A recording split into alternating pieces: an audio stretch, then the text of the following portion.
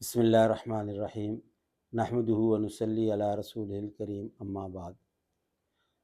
آج 17واں خطاب ہے اللہ تعالیٰ جو ایمان والوں سے کر رہے ہیں، یا ایھا الذین آمنوا سے، اور یہ سورہ آل عمران کی آیت نمبر 149 ہے۔ اس آیت میں، اس خطاب میں اللہ تعالیٰ ایمان والوں سے کہہ رہے ہیں ان تطیعوا الذین کفروا، اگر تم کافروں کی مان کے چلو گے، اگر کافروں کی اتباع کرو گے، اگر کافروں کی فرما برداری کرو گے، یردوکم علی اعقابکم، تو وہ تمہیں تمہاری ایڑیوں کے بل، الٹے پاؤں تمہیں تمہارے دین سے پھیر دیں گے، یعنی تمہیں کافر بنا دیں گے۔ فتنقلبوا خاسرین، تو تم ہمارے پاس لوٹ کر کے جب آؤ گے تو بہت نقصان میں، خسارے میں آؤ گے۔ یہ بہت ہی اہم ایک پیغام ہے ایمان والوں کو۔ اس سے پہلے بھی یہی تذکرہ چل رہا ہے۔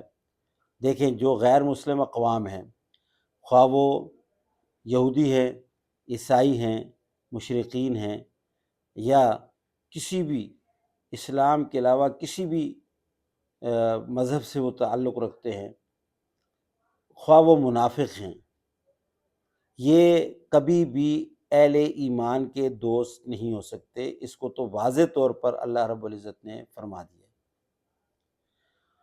یا ایھا الذین آمنوا،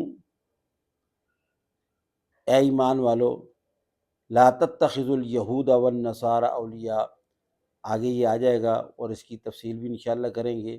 واضح طور پر کہا کہ یہود اور نصارہ تمہارے دوست نہیں ہو سکتے، اور یہ بات پچھلی دفعہ بھی میں عرض کر چکا ہوں۔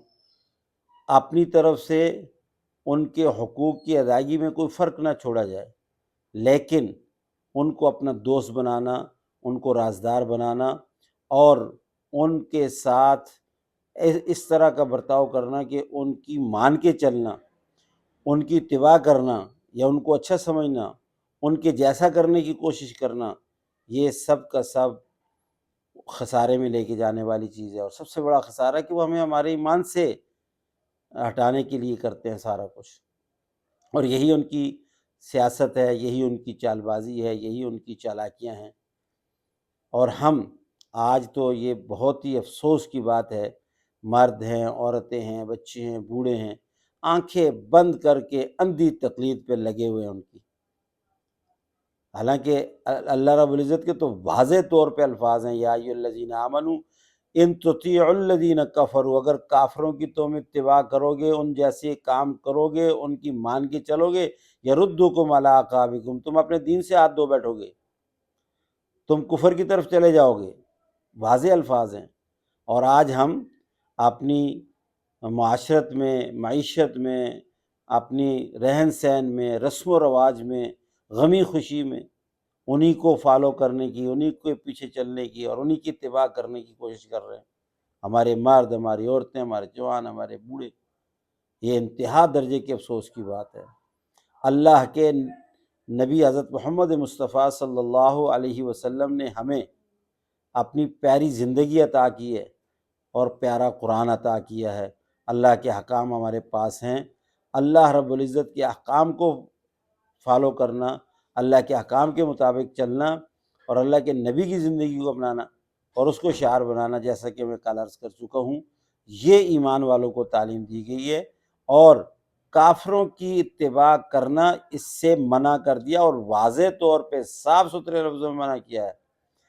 اور یہ اس سے بڑھ کے اور کیا اللہ تعالیٰ کہیں گے کہ اگر تم ان کو اپناؤ گے اور ان جیسے بن کے چلو گے اور ان کی اتباع کرو گے، ان کی مان کے چلو گے، یردکم علی اعقابکم، دنیا میں تم دین سے، اسلام سے، ایمان سے ہاتھ دھو بیٹھو گے، فتنقلبوا خاسرین، اور پھر جب ہمارے پاس لوٹ کر کے آؤ گے تو تمہارے ہاتھ میں کچھ نہیں ہوگا، خسارے کے سوا، نقصان کے سوا، گھاٹے کے سوا۔ تو اس لیے ہمیں یہ سوچنا چاہیے کہ اللہ نے ہمیں عظیم نعمت عطا کی ہے دین اسلام کی۔ الیوم اکملت لکم دینکم واتممت علیکم نعمتی، سب سے بڑا انعام ہے اللہ کا دین ہمارے لیے، اللہ کا قرآن، اللہ کے احکام، سب سے بڑا انعام ہے یہ، بہت بڑا۔ اور اتنے بڑے انعام کو اور اتنے بڑے احسان کو اور اتنی بڑی دولت کو چھوڑ کر کے ہمیں شرم آنی چاہیے۔